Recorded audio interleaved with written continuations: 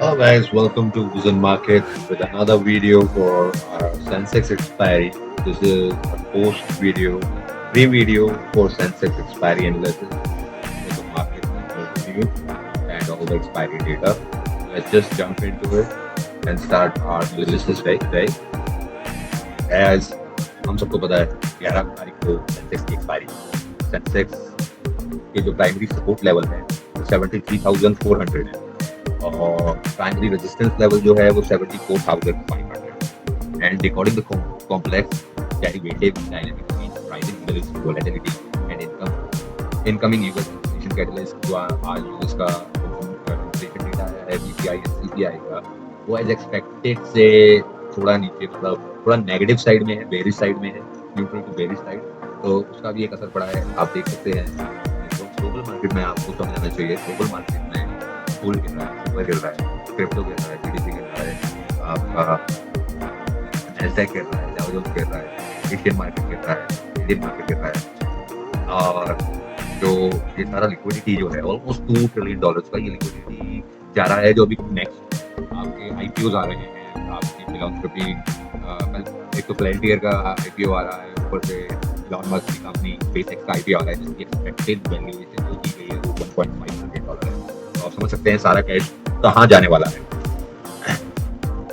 हम अपने सेंसेक्स के पे फोकस करते हुए सेंसेक्स ट्रैजेक्टरी एंड ट्रेंड्स देखते हैं। अभी जून 6 से लेके जून 10 तक का अगर आप लास्ट 1 वीक का ट्रेंड अगर आप देखें तो ये फेयरली आप साइडवेज टू बुलिश कह सकते हैं इस trend. That is only because यहाँ पे डोनाल्ड ट्रंप जी को याद आया था कि सीज फायर हो गई है, मार्केट नीचे आ गया। फिर यहाँ पे ईरान ने बोला नहीं हुई है तो यहाँ से वापस ऊपर गया। तो फेक न्यूज से मार्केट बहुत ज्यादा मैनिपुलेटिव चल रहा है। आप अपने स्टॉप लॉस बहुत ज्यादा स्ट्रिक्ट रखें, आई पे कम क्वांटिटी से ट्रेड करें। प्रीमियम डिके बहुत फास्ट होता है तो उसका भी ध्यान रखें। आपका सिर्फ प्रीमियम मूव की वजह से नहीं, डिके की वजह से भी कम हो जाता है। स्ट्रेट ऑफ हार्मोन्स की अगर बात की जाए तो स्ट्रेट ऑफ हार्मोन्स की जो टेंशन चल रही है इसकी पूरी US Iran and Israel war की, उसमें मिसाइल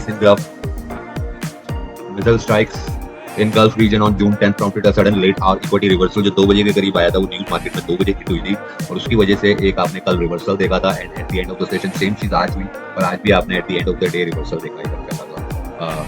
कल अगर आप ये वीडियो 11 तारीख को देख रहे हैं तो कल जो आपने देखा वो रीजन था मिसाइल अटैक का जो ईरान ने किया है यूएस अपाचे हेलीकॉप्टर पे। सप्लाई चेन स्ट्रेस तो है ही। Intense friction near the Strait of Hormuz has introduced localized risk premium across global maritime oil transits. Capital safe havens जो है risk of asset relocation is supportive of USD and gold, acting as an implicit near-term weight of emerging market. Gold और USD में gold और USD जो है उसी पे main जो इन्वेस्टर्स हैं उनका फोकस सारा गोल्ड और USD पे चल रहा है। अब अगर हम बात करें ग्लोबल मैक्रो एनालिस्ट की, ग्लोबल माइक्रो डेटा की, बाइनरी एक्सपायरी ड्राइवर्स जो है यूएस में सीपीआई कंसेंसस जो है 4.22 पे है और एक्सपेक्टेड 4.4 था तो 4.2 आया है। इस कंसेंसस की वजह से फोरकास्ट को US CPI print sets the immediate tone for emerging markets. Morning opening sentiments bullish trigger any reading below 3.8 should trigger immediate systematic short covering. मतलब अगर 3.8 के नीचे तो शॉर्ट कवरिंग तो आनी है और मूविंग इंडिसेस टुवर्ड्स 74,800 के लेवल आप कर सकते हैं, 74,500 74,650 और फिर उसके बाद आप bearish trigger scenarios जो हैं inflation prints over 4.2% will likely to lead global rate dampeners opening risk of 73,400। मतलब मार्केट में करंट लेवल से 1000 पॉइंट गिर सकता है बेरिश ट्रिगर से। अगर सीपीआई पीपीआई दोनों भी गलत आ जाते हैं जो दोनों अभी सही है normal neutral to bearish current situations को देखते हुए। तो की सेंसेक्स एक्सपायरी लेवल आप नोट डाउन कर सकते हैं। आप एक कागज पेन लेके बैठे हैं यहीं पे ट्रेड करें। रेजिस्टेंस जो है मैक्सिमम जो फर्स्ट रेजिस्टेंस है showing at as per pivot points वो 74,450 का है और जो सेकंड रेजिस्टेंस है वो 75,000। तो 74,450 से 75,000 के बीच में हमें कोई ट्रेड नहीं करना और इमीडिएट सपोर्ट जो है वो 73,400 से और second support critical base support जो है वो 73,400 से 73,000। तो आप ये देख सकते हैं 1,000 पॉइंट का गैप है यहाँ पे 74,400 से 73,400 के बीच में। अगर 74,450 के आसपास आपको कहीं भी बेरिश सिनेरियो दिखता है जो मैं आपको ट्रेड रेकमेंड करूंगा 74,450 के आसपास आपको बेरिश सिनेरियो दिखता है 15 मिनट का स्ट्रॉन्ग कैंडल दिखता है 74,450 के नीचे तो आप 73,400 के टारगेट के लिए ट्राई कर सकते हैं। फर्स्ट टारगेट अपना रखते हुए 74,450 का तो एक अच्छा ट्रेड हो सकता है आपके कल के लिए। ओपन इंटरेस्ट बेट ब्रेकडाउन अगर हम करें कॉल कंसंट्रेशन जो है वो बेसिकली 74,500 और 75,000 लेवल पे है। 45% पुट कंसंट्रेशन जो है वो 73,000 और 73,400 35% हो गया। एटीएम स्ट्रेडल जो कंसंट्रेशन है वो 74,000 का 20% पे आया हुआ है। तो इसको अपने एनालिसिस के साथ जोड़ते हुए अपने फाइनेंशियल एडवाइजर से एडवाइस लेते हुए आप ट्रेड कर सकते हैं। जो बैंकिंग सेक्टर्स ने स्ट्रेंथ दिखाई है past few weeks, it is admirable and मैं कहूंगा उसी वजह से मार्केट ऊपर जा रहा है और कोई रीजन नहीं है मार्केट के ऊपर जाने का। जो पिवट बैंकिंग सेक्टर्स हैं, SBI है consolidating constructively above the 1000 baseline, reinforcing PSU financial structure, HDFC maintaining its institutional accumulation pattern, providing weightage buffer for Sensex। मतलब HDFC जो है खुद ही अपने शेयर खरीद रहा है इस समय, उसको खास बाइंग नहीं चल रही है because of the allegations which are on HDFC Bank, current allegations। Bank Nifty swing जो है वो sector indices hold study above moving averages, validating sector जो मैं आपको बता रहा था कि जो हमारा निफ्टी बैंक है उसने 2 दिन से मार्केट को ये पुश दे रखा है बिकॉज गवर्नमेंट ने फॉरेक्स स्वैप किया है अभी। That is the only reason of market bullishness, because मुझे नहीं लगता मार्केट ट्रम्प पे भी भरोसा करता है।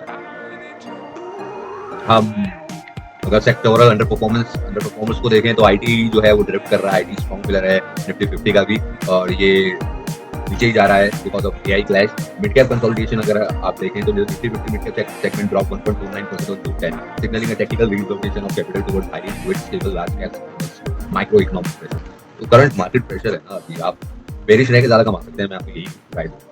Brent crude pressure है with escalation risk near key shipping routes, energy benchmark pricing remains volatile. Historical high crude input cost place margin pressures on core industrial enterprises. जो बेसिक जो क्रूड ऑयल का price है वो effect करता है आपकी जो प्रोडक्टिविटी वाली कंपनीज हैं, जो इंडस्ट्रियल एंटरप्राइजेज हैं, उनको इफेक्ट करता है। एफएमसीजी सेक्टर आप ले सकते हैं, defensive entities like HUL are exhibiting relative stability as investors search for non-cyclic safe havens। तो लोग FMCG की तरफ से जा रहे हैं, डिफेंस सेक्टर्स की तरफ से जा रहे हैं, FMCG की एलोकेशन डिफेंसिव एंटिटीज की तरफ जा रही है। टेक्निकल सिनेरियो मैट्रिक्स को समझ लेते हैं एक बार। सिनेरियो सेटअप जो है आपका बुलिश ब्रेकआउट, अगर कूलिंग CPI है, सेंसेक्स का टारगेट 74,500 से 74,800 के, initiate momentum align calls favouring liquid financial giants and make sure आपकी पोजीशन आपकी कैपिटल के 5% 10% से ज्यादा नहीं है। अगर हिट होता है 10% आप ट्रेडिंग बंद करिए, नेक्स्ट डे अपना देखेंगे कल भी मार्केट में। रेंज बाउंड पेन जो है आपके न्यूट्रल ट्रेंड जो है वो 4% के हैं, 4.2 पे आया है, 73,900 से 74,100। Utilize premium decay strategies, writing short iron condor, मतलब आप यहाँ पे सेलिंग कर सकते हैं। बेरिश ड्रैग जो है वो हॉट CPI 4.2 के ऊपर अगर जाता है, 4.2 या 4.2 के ऊपर रहता है तो मार्केट को बेरिश ड्रैग मिलेगा 70, बेरिश मतलब फुल मिलेगा 73,000 और 73,400 के लेवल्स की तरफ। Maintain downside protection, steering deep structural positions, follow your trading stop loss and make good profits tomorrow। Tactical execution plan जो आप अपना नोट कर सकते हैं, स्क्रीनशॉट ले सकते हैं। आपने अपना एक रिगरस स्टॉप लॉस मेंटेन करना है, safeguard position on all open indices, keeping stop active around 73,400, that is in structural support। मतलब फ्लोर प्राइस आप इसको बोल सकते हो, 73,400 के नीचे निकलता है तो 300 पॉइंट का और आपको डाउन साइड मिलेगा, तो ये स्ट्रक्चरल सपोर्ट मान सकते हो। इसके नीचे आपने कोई कॉल होल्ड नहीं करना। एग्जीक्यूशन साइजिंग जो करनी है आपने, reduce intraday position sizing relative to historical norms, mitigating risk during sudden opening price gap. मैंने आपको बताया 10% से ज्यादा का पोजीशन साइजिंग मत रखिए अपने टोटल कैपिटल का एक्सपायरी वाले दिन, खासतौर से पूरा का पूरा कैपिटल को कभी यूज नहीं करना है। Rotational hedging selective at high yields defensive sector to cushion high beta trading capital during prolonged volatility phases। आप डिफेंसिव सेक्टर पे जाके अपना कोई काउंटर ढूंढ सकते हैं जहां पे आप डे ट्रेडिंग भी कर सकें। और मैं And this was our strategic expiry summary. The June 11 trade session presents a dynamic conflict between structural banking breakout formation and volatile geopolitical headwinds। कल जो आपकी वार है वो बिटवीन ब्रेकआउट है, बैंकिंग ब्रेकआउट है जो हो चुके हैं ऑलरेडी, अब प्रॉफिट बुकिंग बनती है, and volatile geopolitical headwinds.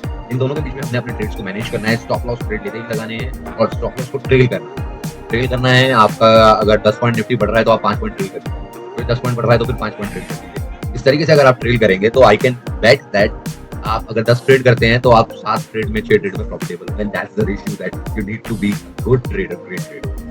Thank you so much for tuning in guys. Vision Market, like, share and subscribe.